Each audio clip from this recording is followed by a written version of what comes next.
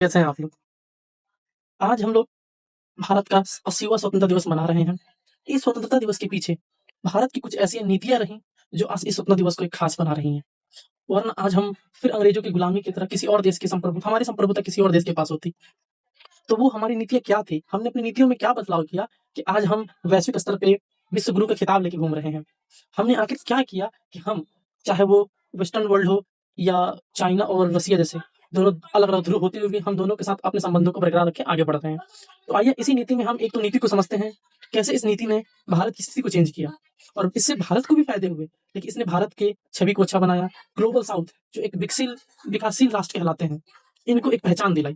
तो आइए हम इन नीति के बारे में पढ़ते हैं और आशा है कि आप आज के दिन इसके बारे में पढ़िए, समझिए, कैसे इसने हमारे स्वतंत्रता को आज तक बरकरार रखा। तो हमारा ये एक्ट था, इन ईस्ट की तरफ देखो। तो ये पॉलिसी था लुक ईस्ट पॉलिसी। यानी ईस्ट की तरफ देखेंगे, आसियान कंट्रीज की तरफ देखेंगे। हमारा उसमें मेन मोटो था केवल आर्थिक और व्यापारिक। इसलिए हम ईस्ट की तरफ देख रहे थे, लेकिन हम बस व्यापार के व्यू से देख रहे थे। लेकिन ये कब तक चल सकता था? जब तक हम व्यापार पर ही ध्यान दे रहे थे। लेकिन 2014 के आसपास हमारी नीतियों में चेंज किया गया। कारण ये था कि हमारा व्यापार बढ़ चुका था। तो क्यों ना हम, इसके 2-3 कारण थे। इसमें एक मेन कारण था कि चाइना का प्रभुत्व बढ़ रहा था इन आसियान कंट्रीज़ की तरफ। दूसरा कारण था कि हमें व्यापार से हट के अब अपने सामरिक महत्व को भी ध्यान रखना था। तो हमने इसमें चेंज किया। चेंज कब हुआ? 2014 में।